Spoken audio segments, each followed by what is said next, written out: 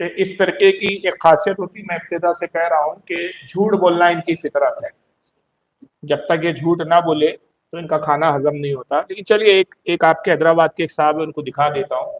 اگر نہ دکھایا تو پھر وہ میرے خیال ہے تقریر انکمپلیٹ رہ جائے گی. دیکھ لیجیے گا. سنیے، پہچانتے ہیں ان کو؟ سسٹر عمران صاحب بہن جی ہے، پردے میں رہتی ہے، سنیوں کے سامنے آتی نہیں ہے. یہ سب بہنیں ہیں، نام بردر رکھا ہے لیکن سب بہنیں ہیں، سامنے آتی نہیں. یہ آپ کے حیدرآباد کی بہن ہے، ہاتھ میں بس یہ ماڈل. ارے ہمیں پتا ہونا یار، اپنے ہی مجمع میں سنا ہوں، ہمیں بھی تو بتاؤ اللہ تعالیٰ کیا فرماتے ہیں. جاہل لوگ ہو تم. اب سنیے کیا فرماتے ہیں. یہ شرک ہے، تو دستگیر شرک ہے. پہلا جملہ وہ توصیف، وہ بھی میں اس کا نام بتانا بھول گیا جو بڑی بھیانک شکل تھی، جلال الدین قاسمی. شرک ہے تعویذ، شرک ہے. پہلا جملہ شرک ایسا نکلتا رات کے 2 بجے بیگم اٹھا دینا غلطی سے، جی سنو جی اٹھو، شرک ہے. ارے بھائی کیا ہو گیا یار، کیوں ڈرا رہے ہو؟ شرک کا حیضہ پھیلا ہے جماعت میں، حیضہ شرک کا، بات پہ شرک، بات پہ شرک. اور اسی حیضی کی بنیاد پر کیا ہوا، مولوی اشرف علی تھانوی نے اپنی کتاب بہشتی زیور میں لکھ لیا صحرا پہننا شرک ہے. وہ دولہا پہنتا نا شادی کے دن. ان جاہلوں کو شرک کی تعریف ہی نہیں معلوم. میں بار بار کہہ رہا ہوں، شرک کی تعریف کیا؟ وہ کام جو اللہ کے لائق ہے غیر اللہ کے لیے کرنا. معاذ اللہ کہ اللہ صحرا پہنتا ہے، بندے نے پہنا تو اللہ کی ذات میں شریک ہو گیا، شرک ہے. اب کیا شرک ہے ذرا سنیے مولوی صاحب کی زبان.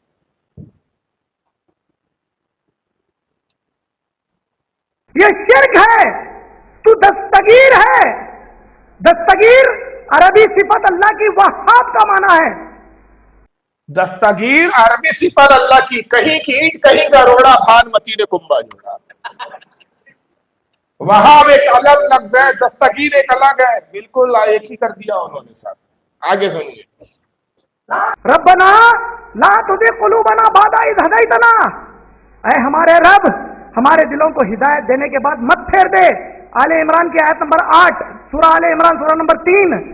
اے ہمارے رب، ہدایت کے بعد ہمارے اس دل کو مت پھیر گمراہی کی طرف.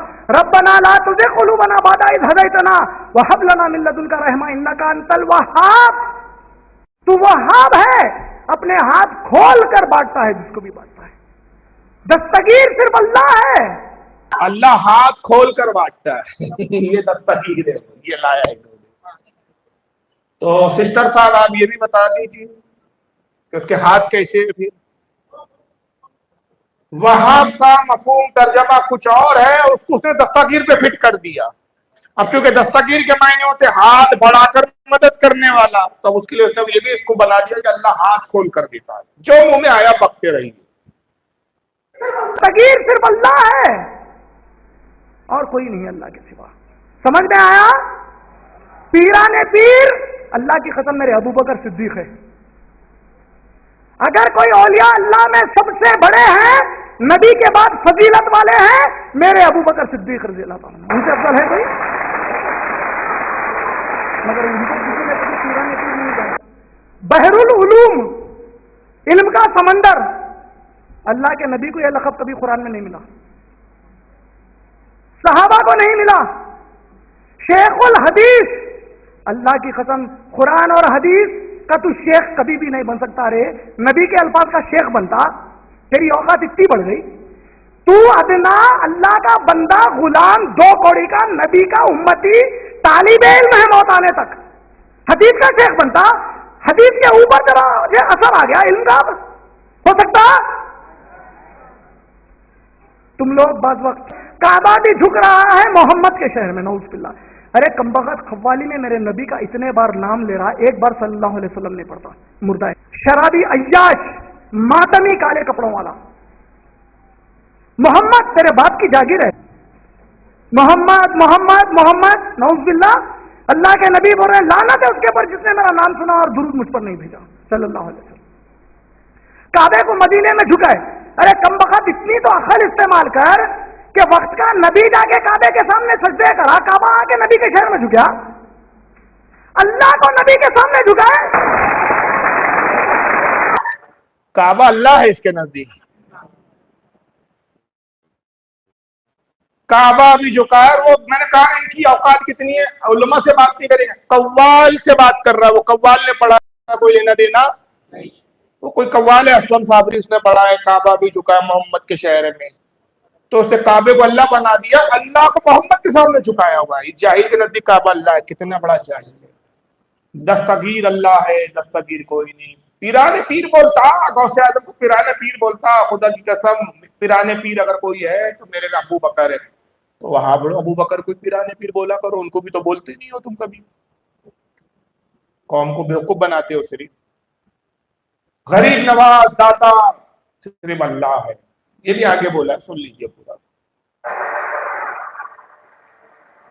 اچھا سب بیوقوف. دیکھیے دینی جلسے میں سبحان اللہ بولا جاتا ہے، نعرے لگایا جاتا ہے، سب تھالیاں بجانے آتے ہو.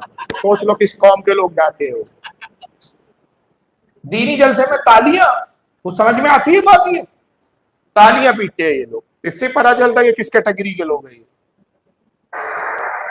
بندہ نواز صرف اللہ کی ذات ہے، غریب نواز صرف اللہ کی ذات ہے. نواز کے پہلے کچھ بھی لگاؤ، بعد میں کچھ بھی لگاؤ، سب اللہ کے لیے ہے خالی، اور کوئی نہیں. کوئی ہے؟ نواز اللہ کی ذات ہے تو غریب نواز یہ لفظ اللہ کے لیے قرآن میں کہیں آیا، حدیث میں آیا تو دکھا دیجیے نا. آپ دکھاتے کچھ نہیں ہو. غریب نواز بھی اردو زبان کا لفظ ہے، اور اگر یہ ولیوں کے لیے استعمال ہوتا ہے تو اس کے پیچھے عقیدہ یہی ہوتا ہے کہ یہ اپنی طاقت سے ذرہ بھی ملا سکتے، جو کچھ عطا کرتے اللہ کی بخشی ہوئی قوت و طاقت سے. اور جب یہ عقیدہ آ جائے تو پھر یہ عقیدہ خلاف شریعت کے نہیں ہے. میں اس کی دلیل دیتا ہوں. اب انہوں نے ایک دو باتیں کہی، کہا کہ بحر العلوم، یہ اصل میں ہمارے اہل سنت کے عالم گزرے، ان کو بحر العلوم کہا جاتا تھا. ان کا لقب تھا بحر العلوم. حضرت مفتی عبد المنان آزمی صاحب. بحر العلوم کے معنی ہوتے ہیں علم کا سمندر. تو اس کے پیٹ میں درد ہو گیا، علم کا سمندر بولتا. ارے سسٹر عمران صاحب، یہ ساری باتیں اپنی ہی عوام میں دڑبوں میں ہی بولوں گے کہ کبھی ہم مردوں کے سامنے بھی آ کے بات کروں گے؟ اپنی ہی پبلک میں بولتے رہوں گے. اور ایسا نہیں، ایک بات میں بول دوں، ہاں ایک بات سن لیجیے. ہو سکتا ہے کہ اگر کوئی چاہنے والا ہو بیٹھا ہو کہ بھائی آپ بھی تو اپنی پبلک میں بول رہے ہیں. اس سے پہلے بارہا حافظ احسان صاحب قادری شری لنکا اسی آپ کے حیدرآباد میں آئے، میں آیا، اور اس سے پہلے ہم نے کئی بار حافظ احسان صاحب نے باضابطہ اس کو لیٹر پیڈ پر انٹرنیٹ پر بھی دیا ہے، اس کے ایڈریس پر بھیجا ہے کہ میں فلاں تاریخ کو حیدرآباد آ رہا ہوں، آنے سے پہلے مناظرہ کروں. میں پہنچوں گا 2 دن پہلے آ رہا ہوں، 1 دن پہلے آ رہا ہوں، مجھ سے مناظرہ کروں. یہ چپ کے ساتھ کے بیٹھ گئے. تو ایسے اس سے پہلے اس کو دی ہم نے، کیا نام ہے اس کی بھی ویڈیو میں دکھاؤں گا. ایک اور ہے نمونہ، اس نے تو باضابطہ ویڈیو بنایا ہمارے خلاف میں، حافظ احسان کے اور میرے خلاف میں. جب ہم نے یہاں سے تقریباً 5 سال پہلے کی بات ہے، ہم نے ایک لیٹر پیڈ ڈالا، انٹرنیٹ پہ چیلنج کیا کہ بھائی ہم حیدرآباد آنا چاہتے ہیں اور اپنے ذاتی خرچ پر آئیں گے اور تمہارے گھر پر آ کے بات کریں گے. ہم تم کو اپنے گھر پہ نہیں بلانا چاہتے، ہمارا گھر ناپاک نہیں کرنا ہے ہمیں. ہم آئیں گے، بعد میں آنے کے بعد تم سے ملنے کا غسل کر لیں گے اچھے سے. تم ناک پاک مردودوں سے مل کر جا رہے. کیا نام ہے یار اس کا، وہ آپ کیا ہے نا ابھی؟ نہیں جی آپ کے حیدرآباد کا یار. نہیں فیض تو حیدرآباد کا کہاں ہے؟ فصیح الدین. فصیح الدین اس کا ویڈیو ہے باقاعدہ نیٹ پہ، اسی نے اپنے چینل پہ ڈالا. اور اگر اس نے اڑا دیا ہو تو مجھ سے بات کیجیے، میرے پاس کاپی ہے، میں آپ کو دے سکتا ہوں. حافظ احسان صاحب نے بھیجا تو، اور میں نے بھی چیلنج کیا کہ میں بھی آ رہا ہوں. تو اس نے پھر ایک ویڈیو بنایا کہ صاحب ہمارے علماء نے مناظرہ کرنے سے منع کیا ہے، اور فاروق رضوی کے ساتھ تو سوال ہی پیدا نہیں ہوتا. فاروق رضوی گالی بہت بکتا ہے، اس لیے ہم اس سے مناظرہ نہیں کرتے. تو اس کے جواب میں نے بارہا بات کہا، اور ابھی پھر حیدرآباد میں کہہ رہا ہوں کیونکہ ریکارڈ ہوگی، انٹرنیٹ پر جائیں گی. ایسا نہیں ہے کہ بات ختم ہوگی تو انٹرنیٹ پر جائیں گی تقریر. تو میں نے کہا کہ ایک اسٹیمپ پیپر پر، گورنمنٹ اسٹیمپ پیپر پر ہم لکھ کر دے دیں گے آپ کو کہ ایک لفظ بھی، گالی تو دور کی بات ہے، ایک نازیبہ جملہ بھی مناظرے میں نہیں بولا جائے گا. غلطی سے بھی ہماری زبان سے اگر ایک جملہ خلاف شان آپ کے نکل جائے، یا بدتمیزی کا نکل جائے، یا نازیبہ نکل جائے، اسی وقت مناظرہ ختم سمجھا جائے گا. اسی وقت آپ کھڑے ہو کر وہ اسٹیمپ پیپر دکھا دینا کہ انہوں نے لکھ کر دیا تھا، اس کے خلاف ورزی کی، لہٰذا ہم مناظرہ جیت چکے ہیں. یہی شرط ہوگی کہ ہمارا غلط جملہ بولنا، نازیبہ جملہ بولنا ہی ہماری شکست کی دلیل ہوگی. اچھا ٹھیک ہے. چلیے بس 2-4 باتوں پہ میں ختم کر رہا ہوں، وقت ہو گیا ہے، کافی اشارہ ہو رہا ہے، کیونکہ آڈیٹوریم کا بھی اپنا ایک اصول ہے اور اس کا ایک ٹائمنگ دیا گیا ہے. تو بیرالعلوم پر ان کو چیڑ ہے. پھر کہا کہ صاحب بیرالعلوم بولتا، تو میں ان سے کہتا ہوں شیخ الحدیث پر چیڑ ہے. جاہل کو یہ نہیں معلوم کہ شیخ الحدیث اسے کہتے ہیں جو حدیث پڑھاتا ہے، وہ شیخ، وہ بزرگ جو حدیث پڑھائے. اس نے اس کا مطلب کیا نکالا؟ حدیث کا شیخ بولتا. ابے جاہل جب تجھے سمجھتا نہیں تو تم منہ کیوں کھولتا ہے؟ اور اگر یہی ہے تو پھر میں کچھ سوال کرتا ہوں، مرد کا بچہ بن اور جواب دے. تم ابن تیمیہ کو شیخ الاسلام بولتے ہیں، تو ابن تیمیہ اسلام کا شیخ بنتا؟ اسلام کا شیخ ہے یہ. اسلام میں تو رسول بھی ہے، سارے نبی اسلام میں ہیں، سارے انبیاء اسلام میں ہیں، تو سارے نبیوں کا شیخ بنتا. اس کے بعد تم امام بخاری کو امیر المومنین فی الحدیث بولتے ہو. شیخ الحدیث پر تجھے اعتراض ہے، پیٹ میں درد ہے تیرے، اور امیر المومنین فی الحدیث کا مطلب کیا؟ ذرا تو بتا. امیر بولتا ہے ان کو. اور یہاں تک کہ صاحب وہ ابن تیمیہ عبداللہ بن باز کو مفتی اعظم بولتے ہیں. تو مفتی اعظم تو اگر کوئی ہے تو میرے رسول اللہ ہے، پھر تو ان کو مفتی اعظم بولتا. تو جواب تو ہم بھی 50 دے سکتے ہیں. جاہلت کی باتیں ہیں یہ، باتوں سے کچھ ہونے والا نہیں. مرد کے بچے بنو، شرک کی تعریف بات کرو. ہمیں مشرک کہتے ہو تو ہمارا شرک ثابت کرو. اور خدا کی قسم وہ پہلو تو میں نے دیا ہی نہیں، وقت کی بہت قلت و تنگ دامنی تھی، اور موضوع کیونکہ ایک مقررہ نہیں تھا میرا، ورنہ میں ان کے گھر کی کتابوں سے اور ان کے ویڈیو سے یہ بھی ثابت کرتا ہوں کہ یہ سب سے پہلے خود پکے مشرک ہیں. ان کے خود عقیدے اور نظریات جو ہے مشرکانہ ہیں. ان کا ابن تیمیہ لکھ چکا، سارے غیر مقلد اس پر عمل کرتے کہ اللہ کے لیے جسم مانتے ہیں، اللہ کے لیے ہاتھ پیر مانتے ہیں، پنڈلی مانتے ہیں. ابن تیمیہ نے تو یہاں تک لکھا ہے، اس نے کتاب لکھی ہے تلبیس الجہمیہ، اس میں لکھا کہ اللہ چاہے تو مچھر کے پر پہ بیٹھ سکتا ہے. اس سے بڑا کیا شرک ہوگا بھائی؟ ذاکر نائک بولتا ہے کہ ہم اللہ کے بیٹے ہیں. جو اللہ کی فرما برداری کرے وہ بیٹا ہے، جو اللہ کی نافرمانی کرے وہ اللہ کا بیٹا نہیں ہے. تو یہ اللہ کا بیٹا قرار دینا اس بنیاد پر تو شرک تو یہ ہے. تو مشرک تو تم ہو اور ہمیں مشرک اور یہ کہتے ہو. تو یہ اس طرح کی ساری باتیں ہیں. وقت نہیں ہے کہ اور کیا کیا بتایا جائے، بہت سارے اور بھی ویڈیو رہ گئے ان کے، لیکن اب یہ بھی ایک جہالت. کتنا وقت ہے؟ ختم کرتے ہیں چلیے، ورنہ یہ آپ کے جمعی صاحب کے 1-2 ویڈیو اور تھے میرے پاس، علم غیب کے تعلق سے تھا. نہیں ہمارے نبی عالم الغیب. کیسا جی عالم الغیب؟ اگے کا پیچھے کا ہو سب معلوم ہمارے نبی کو. اچھا غزوہ احد میں یہ 70 صحابہ جو بٹھے ہوئے ہیں، انہوں غلطی کرتی ہیں، نیچے اترتی ہیں، میرے 70 صحابہ شہید ہو جاتی ہیں، جیتے سو جنگ ہار جاتی. مطلب نبی کو معلوم تھا ہونا کا، تو نبی ان کو مارنے کو سے بٹھائے تھے. اگر اللہ کے نبی کو عالم الغیب تصور کر لیے تو یہ 100 باتیں آ جاتی. کیا ہمارے نبی کو اتنی بڑی گستاخانہ الزام لگا سکتی ہیں کیا ہمیں؟ نہیں نا. ہمارے نبی پر، ہمارے نبی کی بیوی ہماری ماں اما عائشہ پر منافقین نے زنا کا الزام لگایا. زنا کا الزام لگایا مدینے میں، سارے یہودیاں مل کو افواہیں پھیلائے. ہمارے نبی پریشان ہیں، 40 دن تک وہی اتری نہیں. ہمارے نبی کو حقیقت معلوم نہیں. کئی کو بھائی سے پہلے میں نے کہا نا، وہابی جب تک جھوٹ نہیں بولے اپنے باپ کی اوریجنل اولاد بن نہیں سکتا. اس نے کہا کہ نبی کو عالم الغیب کہتے ہیں، قیامت آ جائے گی ثابت ہی نہیں کر سکتا کہ ہم نبی کو عالم الغیب کہتے ہیں. غیب دا اور عالم الغیب دونوں الگ الگ صفتیں اور دونوں متضاد ہیں. عالم الغیب ہمارے عقیدے کے مطابق صرف رب تبارک و تعالیٰ ہے. عالم الغیب اب رسول اللہ کے لیے نہیں کہتے. اعلیٰ حضرت نے واضح لکھا رسول کو عالم الغیب کہنا گستاخی ہے، توہین ہے، بلکہ کفر تک ہے. ہم رسول کو عالم الغیب نہیں کہتے، بلکہ کیا کہتے ہیں؟ غیب دا، غیب کا جاننے والا. اور وہ بھی کس اعتبار سے کہ رب تبارک و تعالیٰ نے اپنے نبی کو علم غیب عطا کیا ہے. یہ ہے. اب آئیے صرف ایک آیت، ایک حدیث میں سنا دیتا ہوں اور اسی پر میں اختتام کروں گا. صحیح بخاری کی حدیث ہے. اب اسکین دکھانا ہے تو مجھے ڈھونڈنا پڑے گا. صرف ایک حدیث سنا رہا ہوں، اس سے آپ اندازہ لگا دیجئے کہ رسول اللہ کو علم غیب ہے یا نہیں.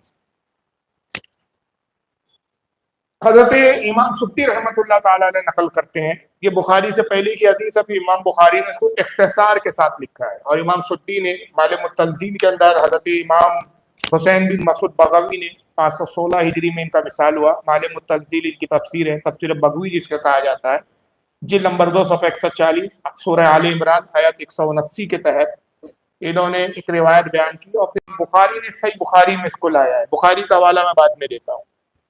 اس سے بڑی کوئی رسول اللہ کے علم غیب کی دلیل ہو ہی نہیں سکتی۔ آج کے بیان کے لیے کل حاصل ہے یہ حدیث، بس اس کو سن لیجیے اختتام تقریر کا۔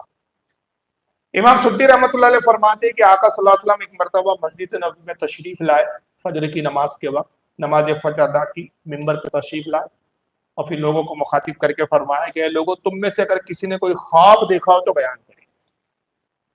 اتفاق سے کسی صحابی نے کوئی خواب نہیں دیکھا تھا، تو صحابہ خاموش رہے، عرض کہ اللہ کے نبی ہم میں سے کسی نے کوئی خواب نہیں دیکھا۔ انہوں نے فرمایا کہ مجھے ایک خواب رات میں نظر آیا، میرے رب نے مجھے خواب دکھایا، اور نبی کے خواب کیا ہوتے ہیں؟ سچے ہوتے ہیں، بلکہ وحی کے مثل کہا گیا اس کو، وحی کا 40واں حصہ کہا گیا نبی کے خواب کو، اور ابتدا میں وحی خواب ہی کے ذریعے آتی تھی صلی اللہ علیہ وسلم کو، جبریل پھر بعد میں آئے، تو نبی کے خواب بھی سچے ہوتے ہیں۔ آقا نے کہا مجھے میرے رب نے آج رات ایک خواب دکھایا، اور خواب یہ کہ قیامت تک کی میری ساری امت مجھے دکھا دی گئی۔ کسے دکھایا گیا؟ قیامت تک کی، آپ میں سب تھے اس میں جناب، جو پیدا نہیں وہ بھی۔ اب اتنا ہی کافی نہیں، اب آگے دوسرا جملہ سنیے جناب۔ امام حسین بغوی لکھتے ہیں، بہت بڑے محدث ہے، معالم التنزیل وہابڑا بھی پڑھتا ہے سمجھتا نہیں۔ امام سدی کو یہ بھی مانتا ہے، پڑھتا ہے سمجھتا نہیں، اور پھر اس کو امام بخاری لکھ رہے ہیں آگے، پھر امام بخاری نے جو اختصار سے حدیث شروع کی وہ بعد میں بتا رہا ہوں۔ صرف یہ نہیں کہ آقا نے کہا کہ میں نے اپنی امت کو دیکھ لیا، آقا کیا فرماتے؟ قسم خدا کی قیامت تک کی میری ساری امت مجھے دکھائی گئی، جیسے آدم کو ان کی اولادیں دکھائی گئی۔ میں اپنے ہر امتی کو پہچانتا ہوں، جانتا ہوں، ایسے پہچانتا ہوں جیسے باپ اپنے بیٹے کو پہچانتا ہوں۔ اس سے بڑا علم غیب چاہیے کوئی؟ یہ معاملہ اسی میں اٹکا ہوا ہے۔ حضرت عائشہ پہ تہمت لگی، نبی پاک صلی اللہ علیہ وسلم نے کیوں نہیں بتا دیا؟ ارے جاہل کے بچے کیا معاذ اللہ، حضرت رسول اللہ کو یہ نہیں معلوم تھا کہ میری بیوی پاک دامن ہے؟ آقا کی حدیث ہے، پڑھا کرو وہاں پڑھو۔ آقا کہتے ہیں کہ بخدا میں جانتا ہوں پاک دامن ہے، لیکن میں کہوں گا تو منافق اعتبار نہیں کریں گے، اور وہ یہ کہیں گے کہ محمد اپنی بیوی کا سپورٹ کر رہا ہے۔ آپ نے توقف کیا اور میں صفائی دوں گا تو اس سے صحابہ تو مان لیں گے، لیکن سند اور دلیل نہیں بنیں گی، لیکن اگر میں خاموشی اختیار کروں گا تو عائشہ کی پاکی پروردگار عالم بیان کرے گا۔ یہی تو علم غیب تھا۔ اور سورہ نور کی آیتیں نازل ہوئی، اور حضرت عائشہ کی اللہ تعالیٰ نے پاکی کا بیان کیا۔ اور یہ اس کے لیے عشق چاہیے، جن حرام خوروں کو رسول سے محبت نہ ہو وہ کیا بات کرے۔ اعلیٰ حضرت کو امام عشق و محبت اسی لیے کہا جاتا ہے۔ اعلیٰ حضرت کہتے ہیں کہ نبی کی بات اور ہے، موسیٰ کی، یوسف کی بات اور ہے۔ یوسف علیہ السلام پر بھی تہمت لگائی گئی تھی۔ زلیخا نے کہا کہ زلیخا تھی آپ کی آقا زادی جس نے آپ کو خریدا تھا، کہا کہ میری خواہش پوری کرو۔ یوسف علیہ السلام نے کہا میں پیغمبر ہوں، نبی ہوں، میں پناہ مانگتا ہوں حرام کاری سے۔ یوسف بھاگے، زلیخا پیچھے دوڑی، یہاں تک کہ زلیخا کا شوہر عزیز مصر جو تھا وہ اچانک آ گیا، اور اس عالم میں اس نے یوسف اور زلیخا کو دیکھا کہ یوسف آگے تھے، زلیخا دامن پکڑ کے کھینچ رہی تھی، دامن حضرت یوسف کا پھٹ گیا تھا۔ زلیخا چالاک عورت تھی، جیسے سے دیکھا کہ میرے شوہر نے تو مجھے دیکھ لیا، بدنامی ہوں گی۔ کچھ کنیزیں بھی کھڑی تھی، کچھ غلام بھی تھے ساتھ میں، کچھ پہرے دار بھی تھے، ان سب نے دیکھ لیا۔ تو زلیخا نے فوراً پلٹا کھایا اور کہا کہ اے عزیز مصر، اس شخص کے بارے میں تیرا کیا حکم ہے جو تیری بیوی کے خلاف، تیری بیوی کے ساتھ تعلق سے بد نگاہی کرتا ہے اور بد ارادہ رکھتا ہے، یعنی زنا کرنے کا ارادہ رکھتا ہے۔ یوسف علیہ السلام نے قسم کھائی کہ بخدا زلیخا نے مجھے زبردستی میرے ساتھ کی، میں اس گناہ سے بری ہوں۔ تو عزیز مصر نے کہا کہ یوسف کوئی گواہ ہو تو بیان کرو۔ تو اس گھر میں ایک کنیز کو ایک دودھ پیتا شیرخوار بچہ تھا، 3 مہینے کا بچہ تھا۔ آپ نے کہا میرا گواہ یہ بچہ ہے۔ کہا یہ 3 مہینے کا بچہ، دودھ پینے والا بچہ، یہ کیسے کلام کرے گا؟ بچہ 3 مہینے کا کلام نہیں کرتا۔ کہا یہ اللہ کے حکم سے کلام کرے گا۔ اللہ نے فرمایا یوسف اس بچے کی طرف اشارہ کرو، بچہ تمہاری پاکی کی گواہی دے گا۔ آپ نے کہا بچے بتا سچ کیا ہے؟ बच्चा अल्लाह की कुदरत से बोल पड़ा और उस दूध पीते शीरखार बच्चे ने हजरत यूसुफ की पाकी की गवाही दी। कहा अजीज़े मिस्र दामन दे। अगर आगे से फटा हुआ है तो यूसुफ जिम्मेदार है कि यूसुफ जुलेखा की तरफ बढ़ रहा था, जुलेखा ढकेल रही थी, तो दामन आगे से फटेगा। और अगर दामन पीछे से फटा है तो कसूरवार जुलेखा है कि यूसुफ तो भाग रहे थे, पीछा छुड़ा रहे थे और जुलेखा ने पीछे से दामन पकड़ा। दामन देखा गया तो यूसुफ अलैहिस्सलाम का दामन पीछे से फटा था, बेकसूर साबित हो गया। और उसका जिक्र कुरान में कहा सूरह यूसुफ के अंदर मौजूद है। आला हजरत इश्क में कहते हैं कि यहाँ यूसुफ पे तोहमत लगी, पाकी की गवाही एक दूध पीते शीरखार बच्चे से दिलाई गई, मगर महबूब की बात ये, महबूब तोहमत तुझ पे नहीं लगी, तेरी महबूबा पर लगी। पाकी की गवाही बच्चे से नहीं दिलाई जाएगी, पाकी की गवाही हम खुद बयान करेंगे।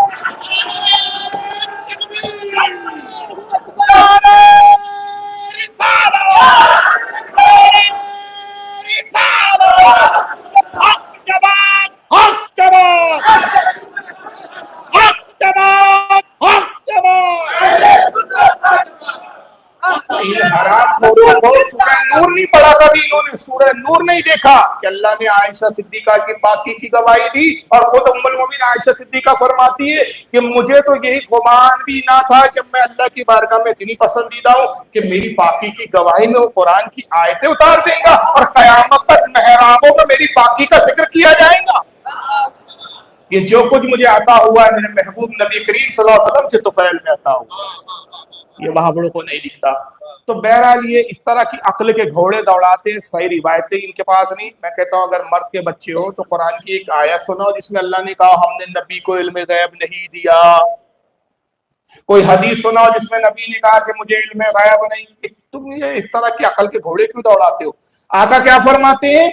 आका कहते हैं मेरी सारी उम्मत कयामत तक की मेरी निगाहों के सामने पेश की गई, यहाँ तक कि मैंने अपने सारे उम्मतियों को देख लिया, पहचान लिया। मैं अपने हर उम्मती को ऐसे जानता पहचानता हूँ जैसे बाप अपने बेटे को जानता है। जब ये बयान कर चुके तो मुनाफिकीन में सरगोशियां शुरू हो गई।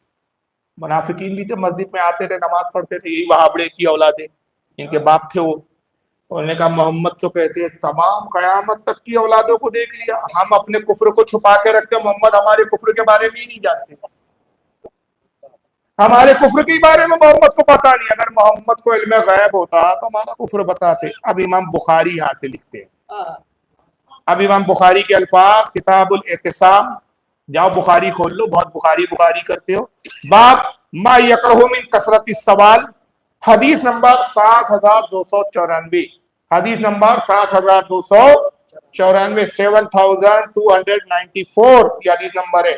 इमाम जोहरी से नकल करते हैं इमाम बुखारी, और फिर हजरत अनस से अन जोहरी है अखबरनी अनस इब्न मालिक रदियल्लाहु अन्हु अन्ना नबी सल्लल्लाहु अलैहि वसल्लम खरजा हीना ज़गाति शम्सु फसल्ला ज़ुहर फलम्मा सलमा कामा अलल मिंबर।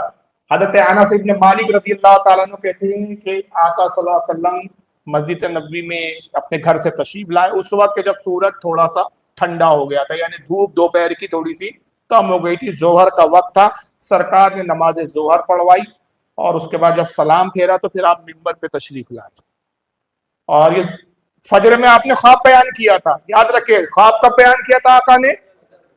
और ये जोहर के दरमियान में मुनाफिकीन ने आपस में मजाक बना दिया कि मोहम्मद हमारे बारे में नहीं जानते और कयामत तक के ईमान वालों को और पूरी उम्मत को देख लिया उनका जिक्र करके। सरकार मिंबर पर आए और जलाल की कैफियत की रसूलुल्लाह की। हज़रत अनस कहते हैं फज़करा सात व ज़करा अन्ना बैना यदैहा उमूरन इज़ामा, आका ने कयामत तक की तमाम खबरों के बारे में बताना शुरू कर दिया। कयामत तक ये होगा ये होगा ये होगा, और जितने बड़े बड़े उमूर अंजाम दिए जाएंगे, जितने बड़े बड़े हादसात होंगे कयामत तक, वो सब आपने बयान करना शुरू किया। सुम्मा काल, यहाँ तक कि आप मुसलसल बयान करते रहे। और फिर उसके बाद फरमाया मन हब्बा अन यसअला अन शैइन फलयसल अनहु, तुम में से जो कोई किसी चीज के बारे में पूछना चाहे खड़ा हो जाए मुझसे पूछे, वो जिस चीज के बारे में पूछेगा फवल्लाहि ला तसलूनी अन शैइन इल्ला अखबरतुकुम बिही मा दुमतु बिही मिन मकामी हाजा, मैं जब तक इस मकाम मिंबर पे खड़ा हूं वो जिस चीज के बारे में सवाल करेगा उस चीज के बारे में मैं उसको खबर दूंगा। पूछ ले किसको क्या पूछना है। मेरे इल्म गैब पर एतराज करते हो कि मुझे इल्म गैब नहीं, میرے بارے میں کہتے ہو کہ میں منافقوں کے بارے میں جانتا نہیں، جبکہ میں اپنی امت کے بارے میں جانتا ہوں۔ تم میں سے جو کوئی پوچھنا چاہے کھڑا ہو جائے مجھ سے پوچھے جب تک میں اپنے منبر پر۔ قال انس، سرکار کا جلال کا عالم کیا تھا؟ حضرت انس کہتے ہیں فاکثر الناس البقاء، صحابہ رونے لگے۔ اس کی تشریح کیا کرتے ہیں امام عسقلانی وغیرہ کہ صحابہ اس لیے رو رہے تھے کہ سرکار کے جلال کی کیفیت تھی کہ رسول اللہ کے علم پر اعتراض کیا گیا تھا، تو صحابہ کو لگا کہ کہیں ایسا نہ ہو کہ اللہ کے رسول کے جلال کے سبب آج ہی قیامت نازل نہ ہو جائے کہ میرے نبی میرے محبوب کے علم پر اعتراض کیا تو قیامت نہ آ جائے۔ صحابہ رونے لگے۔ فاکثر الناس البکا واکثر رسول اللہ صلی اللہ علیہ وسلم ان یقولا سلونی سلونی سلونی، اور آقا بار بار منبر پہ جلال میں کہتے تھے پوچھو مجھ سے، پوچھو مجھ سے، پوچھو مجھ سے۔ آپ پوچھتے کیوں نہیں ہو؟ میرے علم پر اعتراض کرتے ہو، اور اب میں کہہ رہا ہوں پوچھو کیا پوچھنا چاہتے ہو۔ فقال انس، حضرت انس کہتے ہیں فقام الیہ رجل، ایک شخص کھڑا ہوا پھر اس میں سے، ہمت کی اس شخص نے۔ فقال این مدخلی یا رسول اللہ، اے اللہ کے نبی میرا انجام کیا ہے، میں کہاں جاؤں گا؟ آپ میں سے کوئی کھڑا ہو کے مجھ سے پوچھے فاروق صاحب میرا انجام کیا ہے، میں جان سکتا ہوں؟ مجھے میرے اپنا ٹھکانہ نہیں معلوم۔ یہ جواب کون دے گا؟ جو علم غیب جانتا ہو۔